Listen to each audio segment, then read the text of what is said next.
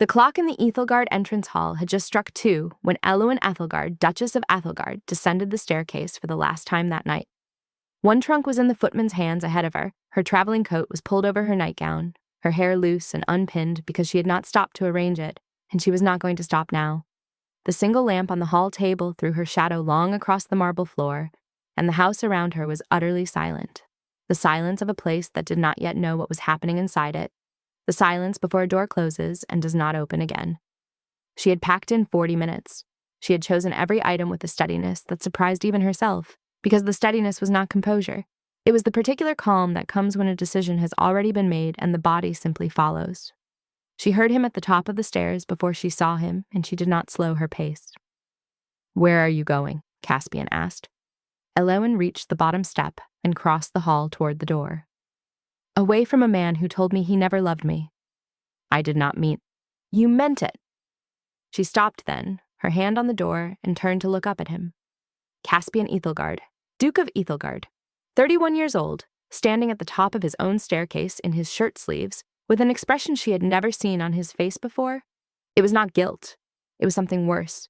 It was the face of a man who had said a true thing and was only now understanding its weight. "I watched your face," she said. There was no hesitation. "You chose that word with full knowledge of what it meant, and I am asking you to live in it. Eloin, you said you never loved me."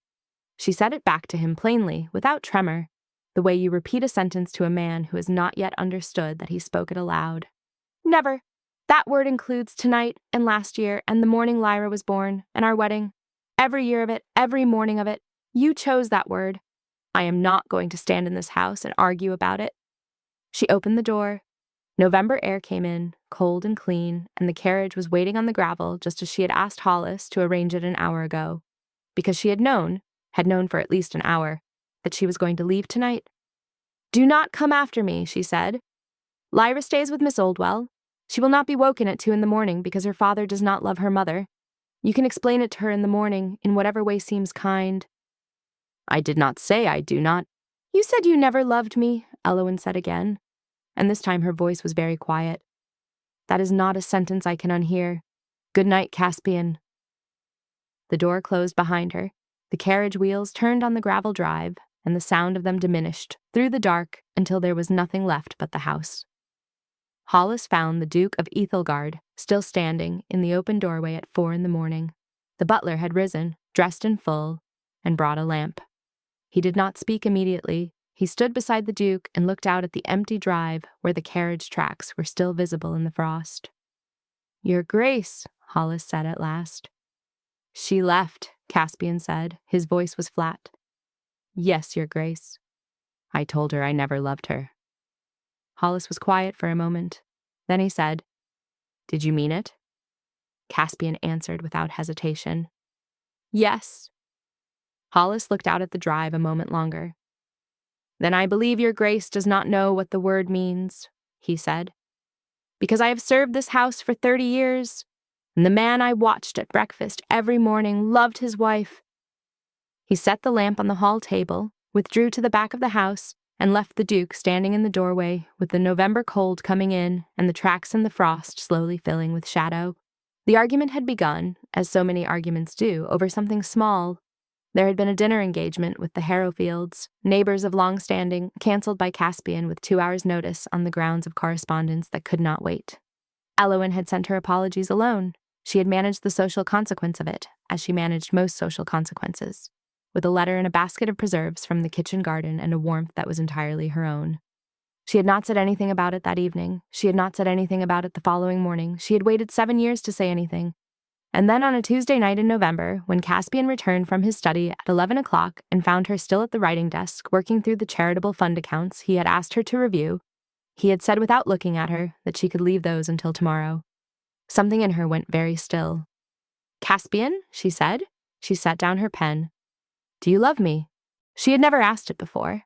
Not in 7 years, not on their wedding night, not after Lyra was born, and she lay in the bed, exhausted and happy, while he had stood at the window looking out at the garden. She had not asked because her mother had told her at 16 that affection was a private matter and requiring it publicly would lead only to public disappointment. She had believed that, and she had built a marriage on the belief that steady devotion would eventually be recognized without being demanded. Caspian had stopped in the middle of the room.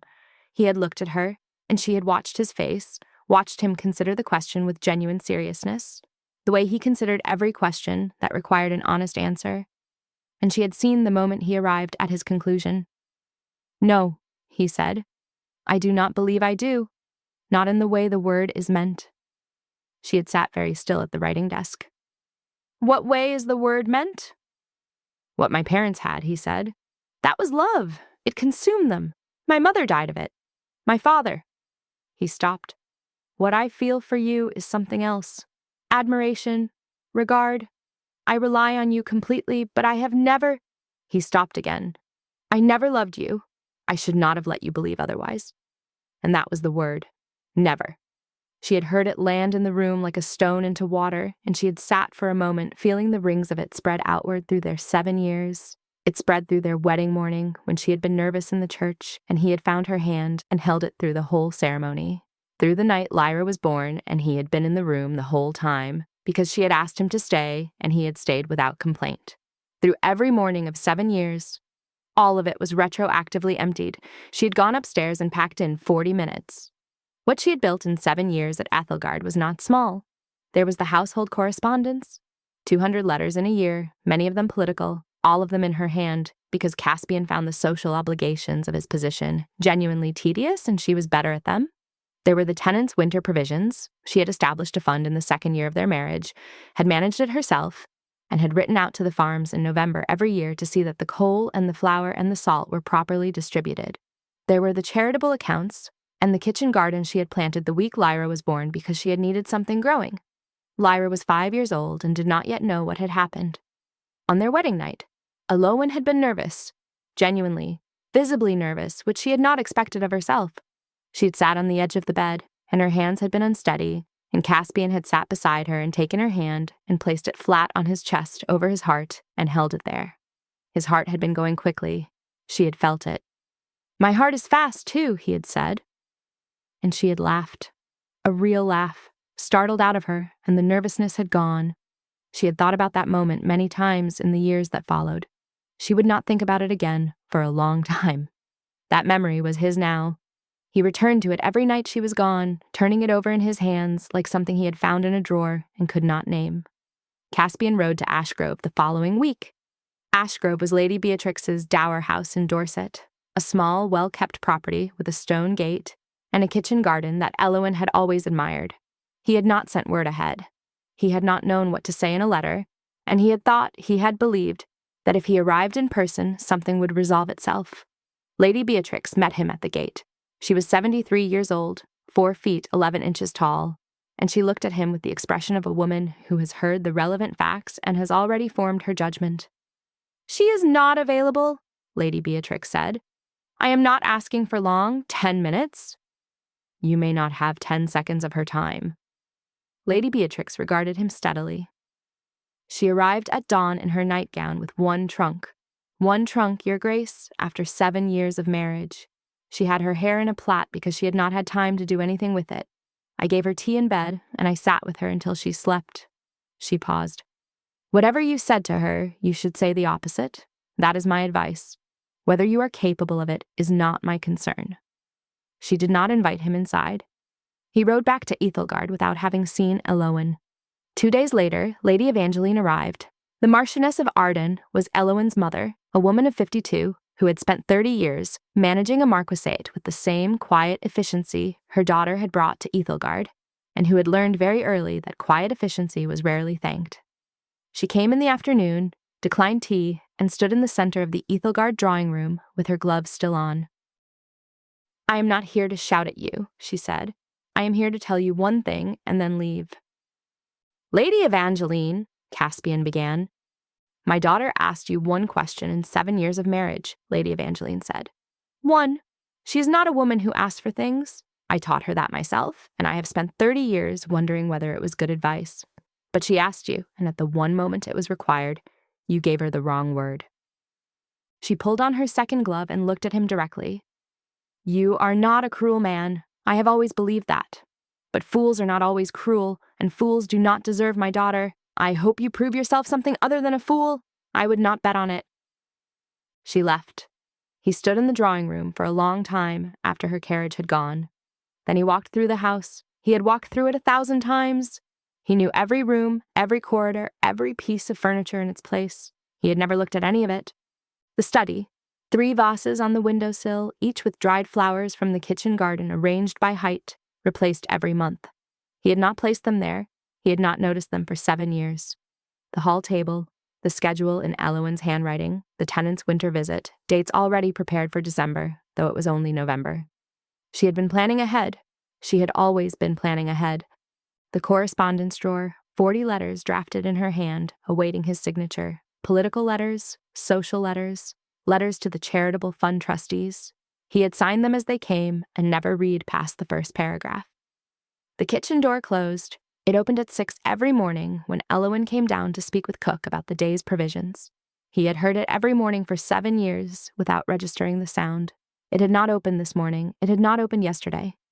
He stood in the kitchen passage and looked at the closed door and understood for the first time that he could not return to not seeing any of it. Misswell, the governess, brought Lyra's drawings to him on a Thursday afternoon without comment or explanation. She set the folder on the breakfast room table, said, "Lady Lyra has been very busy this week, Your Grace," and withdrew. There were 14 drawings. Lyra was 5, and her drawings were ambitious, large figures with oval faces and emphatic expressions rendered in whatever colors she had available. He went through them one by one. In 9 of the drawings, he was smiling. He could tell it was meant to be him because the figures were tall and dark-haired, and Lyra always put him in blue. In 9 of the drawings, Eloin was also present, identifiable by the yellow hair and the green that Lyra associated with her mother's garden dresses. In the 5 drawings where Eloin did not appear, his figure had no mouth at all. Misswell appeared in the doorway as he reached the last drawing. She had, he realized, been waiting. "She draws you smiling," Misswell said, "in the ones where her grace appears. You will notice you have no expression in the others. I thought you should see it." Caspian set the last drawing down. He picked up one drawing in particular, the 2 figures beside the lake, rendered in Lyra's bold strokes, both of them with large, curved smiles, the lake a wash of blue beneath them. He rode to Ashgrove the following morning without sending word. Eloin opened the door herself. She was wearing a gray dress he didn't recognize, something from before their marriage, perhaps, or something borrowed from her grandmother. She looked at him, then at the drawing in his hand. "Lyra drew this," he said, holding it out. "She drew you and me at the lake. I am smiling." Eloin took the drawing. Their fingers overlapped on the paper, and he did not release it. "You were always smiling at the lake," he said. She looked at him. "Was I?" "You were." He held the drawing still. "You were always... I can see it in this." "Can you?" Her voice was level.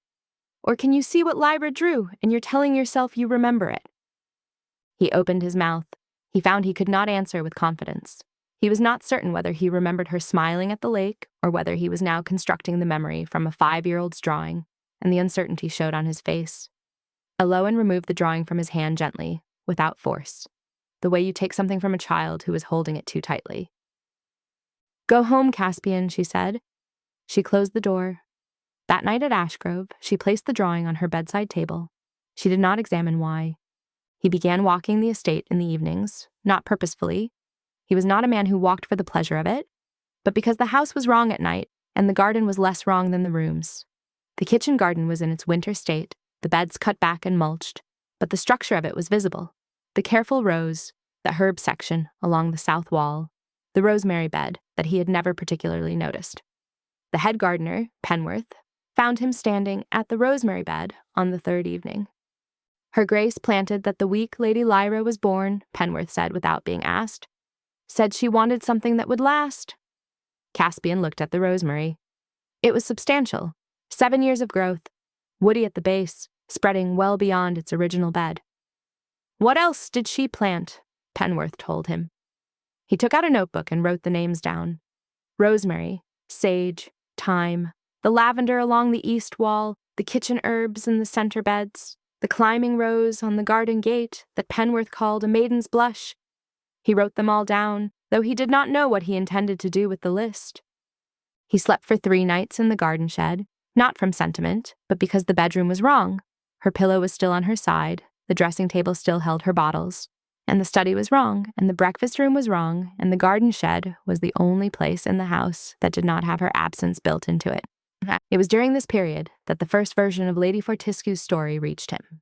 A caller at the estate, a neighboring landowner stopping to discuss a boundary matter, mentioned it with the careful casualness of a man delivering bad news he has been paid to deliver. The circulating account, he said, was that the Duchess of Ethelgard had been dismissed following a discovery of infidelity. Caspian sent a letter to Fortescue that same afternoon, demanding the source of the account be identified and retracted. He received no direct answer. He learned from a second source 3 days later that the story had reached 2 neighboring counties. He did not yet understand why Eloin had not corrected it herself. Lyra's fever began on a Monday and climbed through Tuesday without responding to the remedies Miss Well administered. On Wednesday morning, the governess sent for both parents. Eloin arrived from Ashgrove at midday. Caspian was already at the bedside. They did not speak to each other directly. They worked the sick room in close quarters, Eloin wetting the cloth and laying it across Lyra's forehead, Caspian holding Lyra's hand and reading to her in a low voice when she was alert enough to listen. Both of them passed instructions through Miss Well, as though the governess were a diplomatic interpreter. It was not comfortable. It was also, in its way, the most natural thing, because Lyra was there and Lyra needed them, and that requirement was larger than anything between them. On the second day, when Lyra was quieter and the fever had not yet broken, Eloin stood to fetch fresh water and stumbled from exhaustion. 2 nights of poor sleep at Ashgrove and the long carriage ride caught her at once. Caspian was on his feet before she had steadied herself. He caught her elbow, guided her to the chair beside the bed, and placed the shawl from the bedpost around her shoulders. His hand brushed the back of her neck as he settled the shawl. She closed her eyes for 2 seconds, then opened them. "Thank you," she said. She did not remove the shawl. On the second night, near 3 o'clock in the morning, the fever peaked. Lyra became delirious, not frightening but confused, speaking in fragments, calling for her mother and then for her father, and then asking questions that had no answers. Eloin sat on one side of the bed and Caspian on the other, and neither of them spoke. Then Lyra, with the particular directness of a child who has not yet learned to soften a request, opened her eyes and looked at her father. "Papa," she said, "tell Mama you love her. She's sad." What followed was a silence of a different kind. Not the silence of an empty house, but the silence of a man standing at the edge of something he could not yet cross. Caspian's mouth opened. The word was there, he knew it was there, and he could feel the shape of it. But it would not come, because he was still the man who had stood in the study on a Tuesday night and given an honest answer according to a broken definition, and the word did not yet connect to what he felt. He would not say it falsely to his daughter's fever-bright face. No sound came. Eloin placed her hand over Lyra's and stroked it once. "Sleep, darling," she said. "Everything is all right. Sleep now." The child slept. The fever broke at dawn, gradually and mercifully, the heat leaving her face and her breathing steadying into something normal. Eloin stood and stretched, her back aching from the chair, and began to gather her things. Caspian followed her into the corridor. "She asked me to say it," he said. "I could not say it, because I could not say it falsely, not to her." Eloin stopped. She turned and looked at him in the gray morning light of the corridor, and her face was very tired and very clear. "I know you could not say it falsely," she said. "That is not what I am holding against you." She paused. "A word produced because a child demanded it in a fever is not a word I can trust. It would not be yours. It would be hers. Come back when you have found your own reasons." She looked at him a moment longer. "Thank you for staying. She needed both of us." She descended the stairs. He heard the front door, then the carriage on the gravel.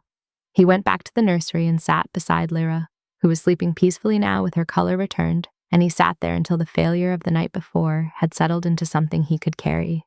He pressed a second inquiry into Lady Fortescue's story, and this time he pressed it directly. He rode to Fortescue's townhouse and asked for Lady Fortescue in the front parlor and waited until she came. "The story is circulating," Fortescue confirmed. She was his cousin, a woman of 40 who had always been candid with him in a way that was either a virtue or a liability. "It has been circulating for 3 weeks. Your wife has been given every opportunity to correct it. She has declined." "She has declined," Caspian repeated. Every time the matter has been raised in her presence, she has changed the subject. She will not confirm or deny. He rode back to Ethelgard and sat in the study until it was dark. And then he sat in the dark, and somewhere in the dark he understood. Correcting the rumor required Eloin to speak his words aloud. It required her to say in company, in front of people who would remember, "He told me he never loved me and I left." And that was the truth of it. She would have to put his sentence into the mouths of every person who had heard the other version. She would have to give it a second audience. She was enduring a social lie about her own fidelity, a lie that touched her honor in the most serious way possible, in order to avoid speaking his words aloud again. She was protecting him from the consequence of his own sentence. She was absorbing the cost of it as she had absorbed every other cost, quietly and without telling him she was doing it. He prepared a written correction that evening. He sent it under his own name to every correspondent he could identify without informing Eloin that he had done so. He named himself as the party whose conduct had caused the separation and stated plainly that the Duchess of Ethelgard's character was above reproach. He did not elaborate, he did not need to. That evening, he sat in the kitchen garden as the last of the autumn light went out of the sky, and he asked the question aloud to the rosemary and the sage and the lavender along the east wall. "Do I know anything about her?" he said. "That is not about this house, or the estate, or Lyra." The garden did not answer. He sat in the dark for a long time. He could not produce an answer either. Eloin returned to Ethelgard on a Thursday afternoon in late October to collect Lyra for a fortnight at Ashgrove. She had sent word ahead, a brief, practical letter specifying the time of her arrival and the items Lyra would need packed. She had not asked to see Caspian. She did not expect to. She walked the lake path in the late afternoon while the carriage was being loaded. The lake in October was silver and still, the light coming in low and golden across the water. She had loved this path since the first year of their marriage. She walked it slowly, as a final circuit, because she was not certain when she would walk it again. Caspian found her at the gate. He did not attempt to explain himself or begin with an apology or qualification. He stood at the gate and looked at her for a moment, and then he said, "I have been sleeping in the garden shed." Eloin looked at him. "The bedroom is wrong," he said. "The study is wrong. The breakfast room is wrong. The only part of this house that still feels inhabited is the kitchen garden. And that is because you built it, and your hands are in it, and I can feel that you were here when I walked through it." He stopped. "I have learned the names of every plant you put in. I wrote them down." Eloin did not speak. "I understand now what my parents had," Caspian said. "What they had was not love. It was need. It consumed them. My mother died of the wanting, and he died of the guilt. And I watched all of that at 14 years old, and I decided that love was the thing that kills people." He looked at her steadily. "What I had with you was love. The quiet kind. The kind that builds rooms instead of burning them. So quiet, I mistook it for furniture. I mistook you for furniture, Eloin, for 7 years. When the furniture left, the house fell down." She looked at him for a long moment. Her expression did not soften, but he saw something shift in it that was not forgiveness, but perhaps acknowledgement. "That is the first honest thing you have said," she said. "But honest is not enough." She turned slightly, and her hand found the iron gate behind her, gripping it. "You lived beside me for 7 years. You tell me the house has fallen down without me, but you cannot live beside a person for 7 years and not know them, and I am not convinced you know me at all. So tell me 3 things about Eloin. Not the Duchess, not the mother, not the wife, who managed your household and your correspondence and your tenants. 3 things about me." "I can," he said. "Then tell me." He took a breath. "You manage the accounts with a precision." "That is the Duchess," she said. Her voice was not unkind, it was simply exact. "You are patient with Lyra when she—" "That is a mother," she said. He stopped. He stood on the lake path in the October light, and he searched himself, and he could not find her. He could find the household she had shaped, the mother Lyra adored, the woman who wrote his letters and managed his tenants and planted his kitchen garden. He could not find Eloin, separate and entire, standing on her own ground. She watched him fail. "You do not know me," she said. "You loved what I did, not who I am. You loved the architecture, and you never asked what the architecture wanted." She released the gate. "Come back when you can answer the question." 3 things about me. I will be at Ashgrove." She walked inside, the door of the house closed behind her. He visited Ashgrove 9 days later. Eloin opened the door and waited. "You hum when you arrange flowers," he said. She looked at him with the patience of a woman who is already prepared for this. "I hum when I am anxious," she said. "Arranging flowers makes me anxious because I am not good at it and I want them to look right. It is not the same thing. Try again." He returned to Ashgrove 12 days after that. "You read in the window seat," he said, "because the light is best there in the afternoon." Eloin looked at him. "Everyone reads where the light is best," she said. "That is not knowledge. That is observation with no understanding behind it. Come back with something that is actually mine." He turned to leave. He was reaching for the garden gate when she called his name. He turned. She crossed the path to him and took his face in both hands and kissed him once. It was firm and brief and entirely deliberate. "That was not forgiveness," she said. "Do not mistake it for that. It is proof that I want you to succeed. It is proof that I am not hoping you fail. Come back with better answers." 5 weeks after the Lake Path confrontation, in December, Caspian stood at the door of Ashgrove again. He did not begin with a preamble. "You read the last page of every book first," he said. "I noticed it in the 2nd year of our marriage, and I thought it was an odd habit, and I never asked you about it. You told me once when we were in the library that it was because your mother died without finishing the book she was reading. She was 3 chapters from the end. You found it on her nightstand. You swore after that you would never not know how a story ended. You have read the last page of every book first ever since." Eloin's hand tightened on the doorframe. "You are afraid of horses," he said. "You have been afraid of horses since before I knew you. I do not know what happened. You never told me and I never asked. And that is a failure I am not going to excuse. But you ride every morning without fail because Lyra told me why. She said Mama rides with me every day because she loves me more than she is scared. You decided your daughter's joy was worth your own fear. Every morning for 3 years you have ridden out scared and you have not let Lyra see it once." He paused and looked at her directly. "And you hum," he said. "I told you before that you hum when you arrange flowers, and you told me I was wrong. I went home and I thought about when I had actually heard it. It is not when you are anxious. It is when Lyra is asleep and the house is quiet and you think no one can hear you. You hum the same melody every time.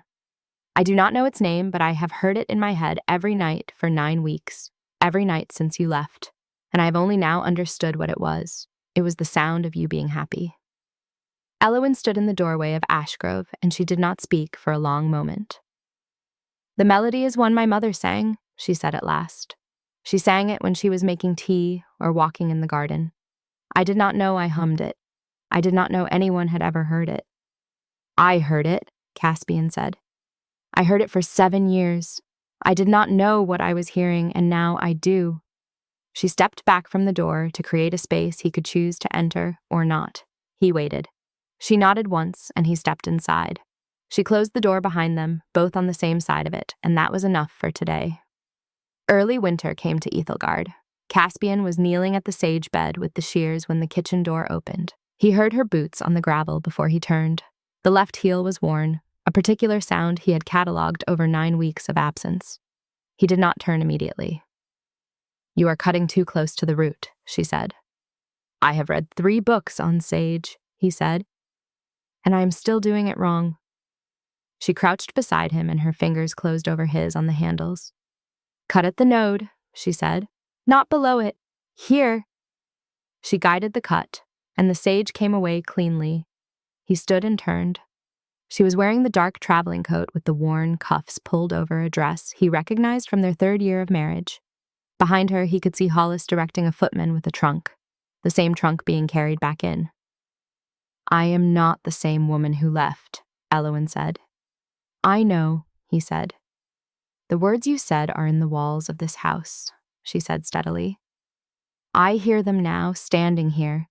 I will hear them tomorrow morning and next year in November. You cannot take them out of the walls."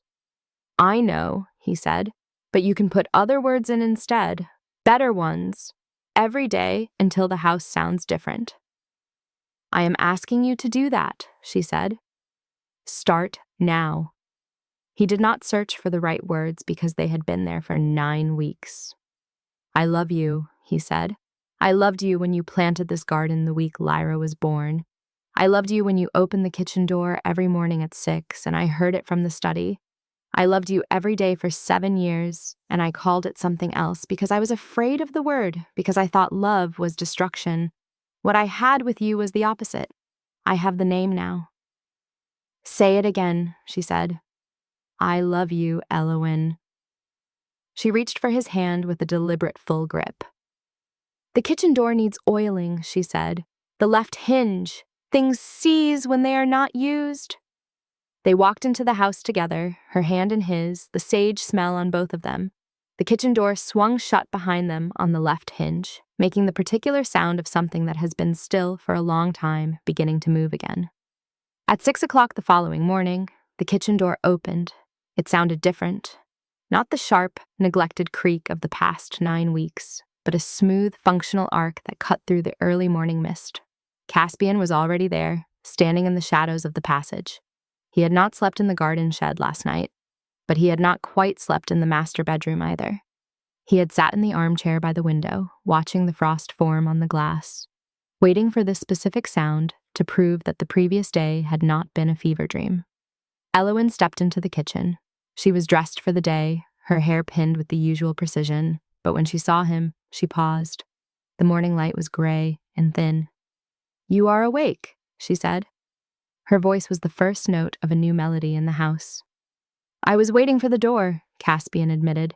He moved toward her, hesitant, as if the floorboards between them were still made of the fragile architecture she had described. I thought if I didn't hear it, the house would go back to being a tomb. Eloin set her basket on the table. She looked at the polished hinges of the door, then back at him. The door is open, Caspian, but the house is still very quiet.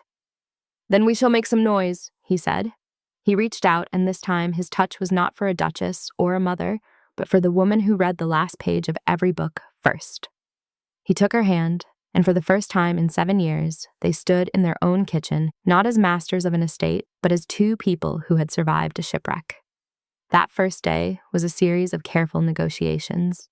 They ate breakfast in a room that still felt wrong, but the wrongness was being overwritten by the way Caspian watched her movements. He didn't sign the correspondence without reading it. He asked her about a specific tenant in the North Field. He didn't hide in his study. He walked with Lyra in the nursery and actually looked at the drawings she was making. But as night fell on that first day, the reality of Eloin's warning settled in. The words are in the walls. They could not simply kiss away 7 years of furniture-like existence. The reconciliation at Ethelgard was not a sudden burst of sunlight, but rather the slow, deliberate thawing of a deep frost.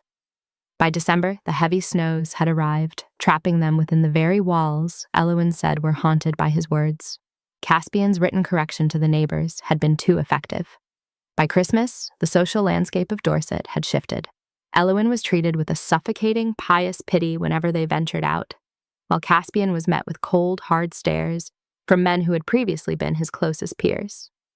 They think I'm a monster, Caspian remarked one evening, looking at a stack of declined invitations.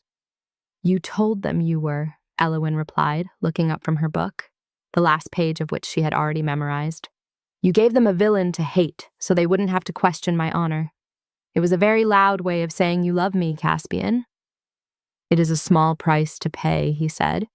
He walked over to her window seat and sat on the floor at her feet, a posture that would have scandalized his parents but felt like the only honest way to be near her. But I fear I have made your life smaller by clearing your name. My life was already small when it was perfect, she said, running her fingers through his dark hair. Now it is messy, and the neighbors whisper, and my husband sleeps in a chair because he's afraid to crowd me. I find I prefer the mess. By January, Caspian had moved past the 3 things. He was now an obsessive scholar of Eloin. He discovered the 4th thing. She hated the smell of lilies because they reminded her of her father's funeral, a detail she had hidden for years because lilies were the traditional flower for the Ethelgard winter galas. He ordered every lily in the house removed. He discovered the 5th thing. She was a brilliant, if secret, mathematician. She didn't just manage the charitable accounts. She had created a complex system of compound interest that had quietly doubled the fund's reach over 5 years. "You are a better steward than I am," he told her, as they pored over the ledgers together in the late-night silence of the study. "I had to be," she said, her voice missing its old edge. "I was building a world where I was needed because I didn't think I was wanted." Caspian closed the ledger and pulled her into his lap. "You are wanted, Eloin. The architecture is beautiful, but I am here for the woman who built it." When spring finally arrived, the maiden's blush, rose on the garden gate, began to show its first buds. The social pressure reached a breaking point at the Harrowfield ball. As they entered the ballroom, the whispers were like a physical weight. Lady Fortescue, the cousin who had spread the original lies, approached them with a sneer disguised as a smile. "Eloin, dear," Fortescue purred. "We all admire your forgiveness. It must be so difficult to live in a house where the master admits he has no heart." Caspian felt Eloin's arm go rigid under his hand. He stepped forward, but Eloin beat him to it. "Lady Fortescue," Eloin said, her voice clear and carrying across the room. "My husband didn't say he had no heart. He said he didn't know how to use it. I find that a far more forgivable sin than having a heart and using it only to sharpen one's tongue." The room went silent. It was the first time the quiet Duchess had ever raised her voice in public. Caspian led her to the dance floor as Fortescue retreated. "You hummed during that entire exchange," he whispered as they began to waltz. "Did I?" Eloin asked, breathless. "The melody your mother sang," he smiled. "You only do it when you're happy or when you've just won a battle." "Perhaps both," she laughed. As they danced, the never that had lived in the walls of Ethelgard for 9 weeks finally began to fade. It was replaced by a new set of words, spoken every morning at 6 o'clock, whispered every night before the candles were blown out, and drawn in yellow and blue by a little girl who finally saw her father's smile as a permanent fixture of the house. The kitchen door opened the next morning, and for the first time in 7 years, the sound it made wasn't just a routine, it was an invitation.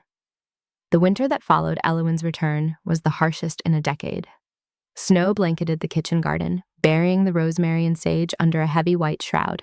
Inside the house, the atmosphere was quiet, but it was no longer the silence of an empty place. It was the silence of two people learning to speak a language they had previously only mimicked. The first true test came from the world outside their gates. Caspian's letter of correction, sent to every corner of their social circle, had done its work with devastating efficiency. By naming himself the cause of the separation and clearing Eloin's name, he had effectively turned himself into a social pariah while casting Eloin as a tragic, saintly figure. When the first invitations for the spring season began to arrive at the hall table, Eloin sat with them in the morning light of the breakfast room. Caspian entered, no longer heading straight for his study, but pausing to sit across from her. He watched her as she sorted through the ivory cards. "They are curious," Eloin said, her voice calm. She held up an invitation from Lady Harrowfield. "They want to see the Duchess who was wronged, and the Duke who confessed to it. You have made us the most interesting tragedy in the county, Caspian." Caspian looked at the cards. For 7 years he would have signed his name to whatever response she drafted without a second thought. Now he felt the weight of the ink.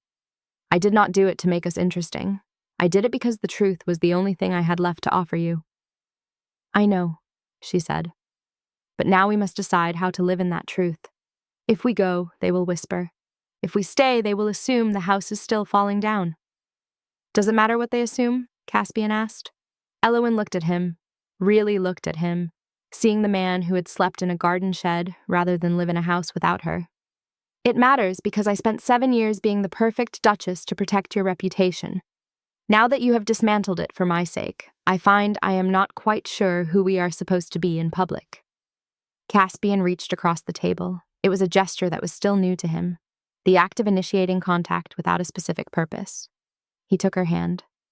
"Perhaps we should be people who do not care for the first time in our lives." As the weeks passed, Caspian realized that knowing 3 things about Eloin was merely the beginning. The architecture she had spoken of was vast, and he was a late-arriving traveler in a city she had built alone. He began to look for the 4th thing, and the 5th. He found the 4th thing on a Tuesday evening in the library. Eloin was not reading. She was standing by the globe, spinning it slowly with one finger. He watched her from the doorway for a long time before she noticed him. "You like maps," he said softly. Eloin stopped the globe. "I like the idea of them. I like knowing that there are places where the rules of an Ethelgard drawing room do not apply. My father used to tell me that in the east, the wind smells like cloves and cinnamon. I used to imagine the wind coming through the windows here and carrying that scent, instead of just the smell of damp wool and old coal." Caspian moved into the room. "You never asked to travel." "I never thought it was an option," she replied. "I was a duchess. My place was at the node of the estate, ensuring the center held." Caspian looked at the globe. He realized then that for 7 years, he had been the one who felt trapped by his position, while she had been the one making the cage feel like a home. He reached out and touched the place on the globe where her finger had been. "The wind can smell of cloves here, Eloin," he said, "if we bring the cloves to the wind." The following month, crates began to arrive at the back door. They were not for the tenants or the charitable fund. They were for her. Rare spices, teas from distant lands, and books on geography that had nothing to do with estate management. He didn't just buy them. He sat with her in the evenings and asked her to read to him about the places she had dreamt of. He learned the 5th thing during these readings. She had a sharp, wicked wit that she had suppressed to maintain the quiet efficiency her mother had taught her. She would read a passage about a foreign court and make a remark so dry and biting about their own local gentry that Caspian would find himself startled into laughter. He realized he had lived with a brilliant woman for 7 years and had treated her like a ledger. Rebuilding was not without its stumbles. There were nights when the memory of the never would resurface, usually triggered by something small, a look of preoccupation on Caspian's face, or a letter from Lady Evangeline that was too pointed in its reminders. During one such evening, the old silence threatened to return. They were discussing the spring planting, and Caspian, tired from a long day with the solicitors, had been uncharacteristically short in his responses. He saw Eloin pull back, not physically, but behind her eyes. The mask of the Duchess began to settle over her features. He stopped mid-sentence. He looked at the shears on the table, remembering the garden. "I am being a fool again, am I not?" Eloin didn't deny it. "You are being the man who considers the question of his own wife's heart to be a tedious social obligation." Caspian stood and walked around the table. He did not go to her side. He stood in front of her, forcing her to see him. "I am tired, Eloin, but I am not indifferent. There is a difference now, and I need you to tell me when I am failing to show it. Do not retreat into the walls. If you stay in the walls, I cannot find you." Eloin's hands, which had been folded perfectly in her lap, tightened. "It is a hard habit to break, Caspian. For 7 years, the walls were the only thing that didn't hurt."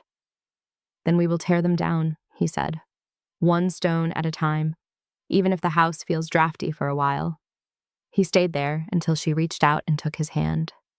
It was the deliberate, full grip she had used in the garden, the grip of someone who intended to keep what they held. Lyra, at 5, was the most sensitive barometer of the change. She no longer drew her father with a blank face when her mother was absent. Instead, her drawings began to feature the 3 of them in the kitchen garden, often with Caspian holding a pair of shears and Eloin pointing at a plant. One afternoon, Caspian found Lyra in the nursery, working on a particularly large sheet of paper. He sat on the floor beside her, a thing he had never done before Eloin left. "What is this one, Lyra?" he asked. "It's the house," she said, pointing to a messy square of brown and gray. "But I'm putting music in it." She was drawing yellow swirls coming out of the windows. "Music?" Caspian asked. "Mama's humming," Lyra said, not looking up.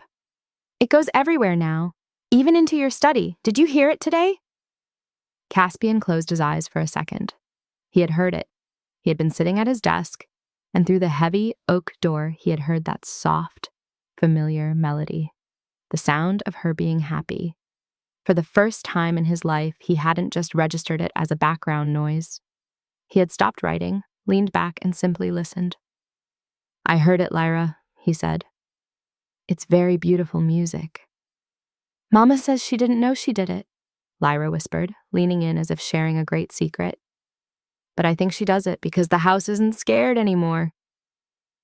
Caspian felt a sharp pang of both guilt and grace. He realized that his daughter had felt the scare of the house just as much as Eloin had, even if she couldn't name it. He had been the source of that coldness, and now he had to be the source of the warmth. When spring finally arrived, the kitchen garden exploded into life. The rosemary Caspian had studied in the dark was thriving, its woody base supporting new, vibrant green growth. One morning, at 6 o'clock, Caspian was already in the garden. He wasn't working, he was waiting. He heard the kitchen door open, the hinge no longer squeaked, but the sound of the door moving was still a signal that the day had truly begun. Eloin stepped out. She was wearing a new dress, a soft blue that matched the morning sky, and her hair was pinned up, but a few loose strands blew in the breeze. She carried a basket for the early herbs. She walked to the garden gate, where the maiden's blush climbing rose was beginning to bud. Caspian met her there. "You are early," she said, a smile playing at the corners of her mouth. "I wanted to see the node," he said, referencing their lesson with the sage. Eloin laughed, a sound that carried across the frost-touched gravel. "You are becoming quite the gardener, Your Grace." "I am becoming a man who knows what he has," he replied. He took the basket from her and set it on the stone wall. He took both of her hands in his. "Eloin, I have been thinking about the invitations. The ones for the season." Eloin's expression became guarded. "And I want to go," he said, "but not as the Duke and Duchess of Ethelgard. I want to go as Caspian and Eloin. I want to spend the entire night standing by the window seat with you, telling you which guests look like they've been pruned too close to the root. I want to dance every dance with you, not because protocol demands it, but because I cannot imagine dancing with anyone else." Eloin looked at him, the golden morning light catching the yellow of her hair.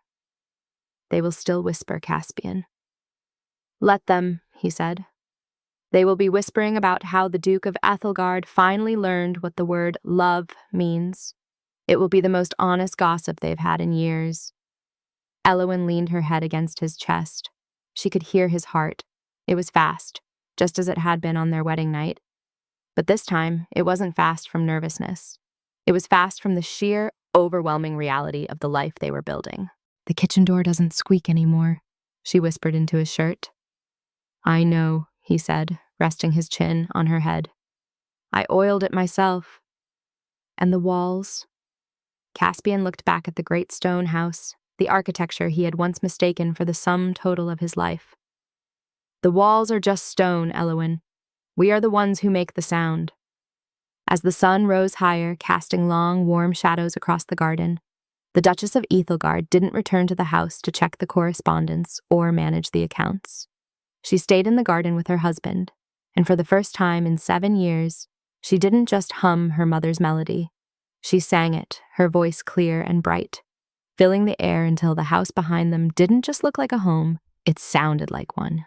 The silence of Ethelgard was gone, replaced by the particular, beautiful noise of a story that was finally, truly beginning.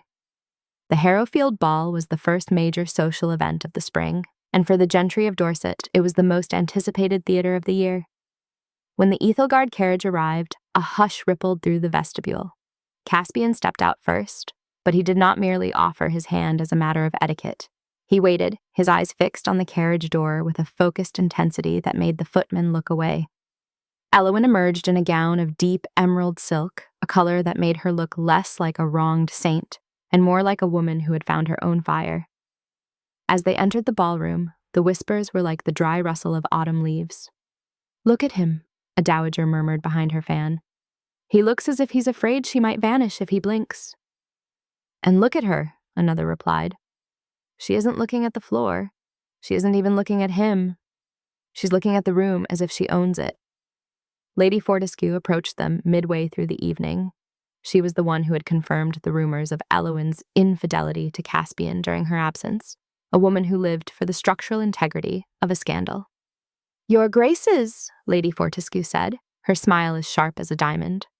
"A surprise to see you both. We heard the air at Ethelgard had become quite thin."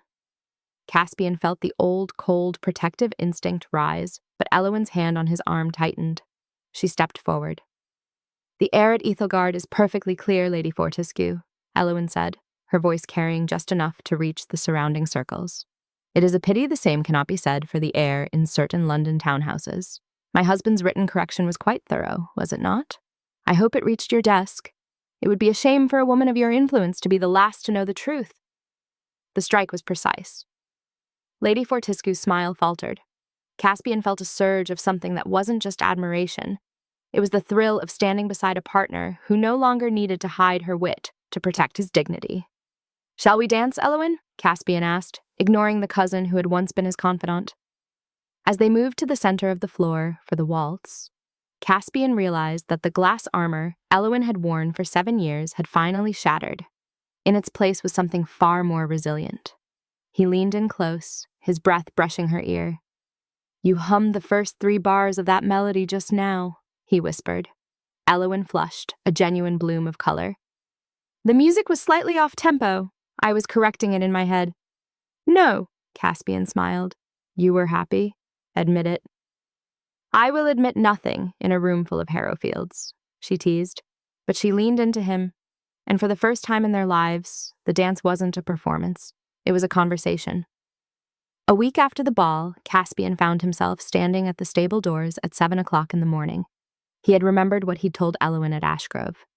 "You are afraid of horses, but you ride every morning because you love your daughter more than you are scared."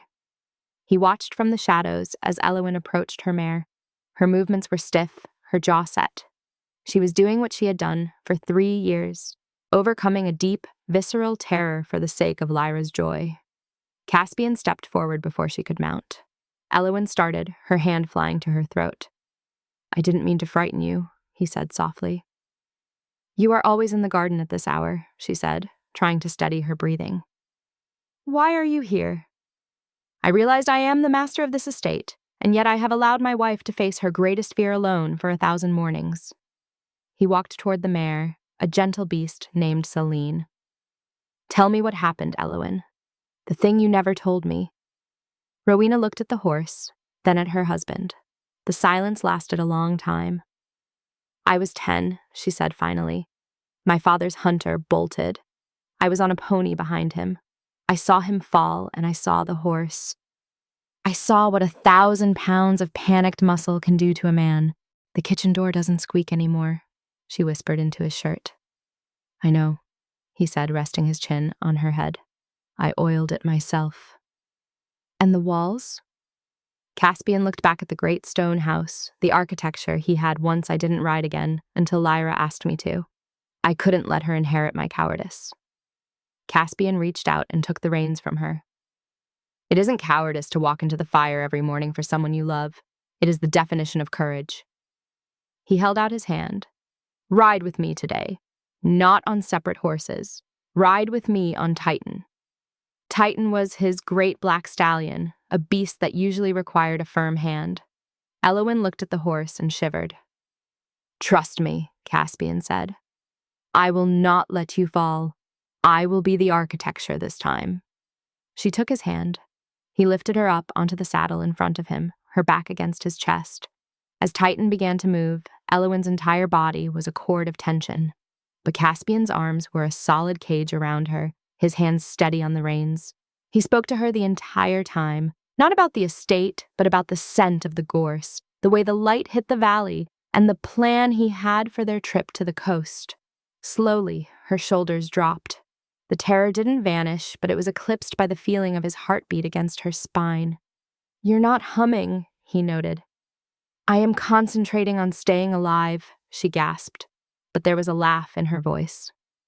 "That is a start," he said, and he spurred the horse into a gentle canter, carrying them toward the horizon where the world felt wider than it ever had before. By late May, the cloves and cinnamon dream was no longer a metaphor. Caspian had arranged for them to travel to Weymouth, a coastal town where the great merchant ships came in from the Indies. They stayed in a house overlooking the sea. For Eloin, the transition was jarring. There were no tenants to visit, no charitable accounts to balance, no correspondence to draft in her perfect, slanted hand. There was only the sound of the waves and the man who seemed determined to spend every hour looking at her as if he were trying to memorize her soul. One afternoon, they walked along the harbor. The air was thick with the scent of tar, salt, and indeed, spices from a newly docked frigate. Is it how you imagined? Caspian asked. Eloin watched the sailors unloading crates of tea and silk. It's louder, she said, and more chaotic, but it feels unfinished. I like that. At Ethelgard, everything is finished. Every rose is pruned, every letter is filed. Here, the wind just takes what it wants. I brought something for you, Caspian said. He pulled a small, silk-wrapped parcel from his pocket. Inside was a brass and ivory compass, engraved with her name, Eloin Ethelgard. So you always know where you are, he said, even when the wind takes what it wants. Eloin held the compass in her palm. She looked at the needle, always seeking the north, steady and sure. I know where I am, Caspian, she said, looking up at him. For 7 years, I was lost in a house I built myself. I thought if I made it perfect enough, I would finally be real. But I wasn't real until I left. And now? And now, she said, stepping closer to him, the sea spray dampening her face. I think I'm a woman who can live in a house with messy hinges and unread letters, as long as the man inside it knows why I read the last page of a book first. They returned to Ethelgard in the height of summer. The house felt different now, not because the stones had changed, but because the spirit within them had shifted. Eloin began to teach Lyra about the garden, but not with the precision of a duchess. She let the girl get her hands stained with soil. She let her plant things that were wild and untidy. One evening, Lady Evangeline, Eloin's mother, returned for a visit. She stood in the drawing room, watching as Caspian played a game of floor drafts with Lyra, both of them laughing loudly. She watched as Eloin sat in the window seat, not working, but simply watching the sunset. You have changed this place, Eloin, Lady Evangeline said, her voice unusually soft. We changed it together, Mother, Eloin replied. I told him he was a fool, the Marchioness mused. I suppose I must admit I was wrong. A fool wouldn't have known to look for the music. He wasn't a fool, Eloin said. He was just a man who had been told that love was a fire, so he spent his life trying to stay cold. I had to show him that love is actually the hearth. Lady Evangeline looked at her daughter, at the ease in her posture, the light in her eyes. I gave you the wrong advice at 16, didn't I? About affection being a private disappointment. It was the only advice you had, Eloin said, taking her mother's hand. But I have better advice for Lyra. Years later, the story of the Duke and Duchess of Ethelgard would be told as a legend of the county. They wouldn't be remembered for their political influence or the perfection of their estate, though both remained substantial. They would be remembered for the way they looked at each other across a crowded room. The kitchen door still opened at 6 o'clock every morning. Hollis, now gray-haired and slower in his step, would watch as the Duke and Duchess walked out into the garden together. They still had arguments. They still faced the shadows in the walls on hard days in November. But the silence was gone. On their 15th anniversary, Caspian found Eloin in the garden, standing by the rosemary bed. It was a massive, fragrant bush now, the heart of the garden. Tell me a thing I don't know, he said, coming up behind her and wrapping his arms around her waist. Eloin smiled, leaning back against him. After 15 years, I think you found every secret, Caspian. I doubt that, he whispered. I think you are a city I will be exploring for the rest of my life. Tell me a new thing, a 16th thing. Eloin turned in his arms. She looked at the house, the great stone architecture that had once been her prison and was now her sanctuary. I used to hate the sound of that kitchen door opening, she said, because it meant another day of being the perfect duchess, another day of performing a marriage that didn't exist. Caspian tightened his hold. And now? And now, she said, I love the sound, because it means the house is moving. It means we are awake, and it means I have another day to show you who I am instead of just what I can do. Caspian kissed her, a long, slow kiss that tasted of sage and summer air. I love you, Eloin, he said. Not the Duchess, not the mother, just you. And as they walked back toward the house, the sun rising over the Dorset hills, Eloin began to hum. It wasn't a melody from the past. It was something new, something bright. And as they crossed the threshold, the sound of it filled the walls until the old words were drowned out completely, replaced by the beautiful, living noise of a love that was no longer silent.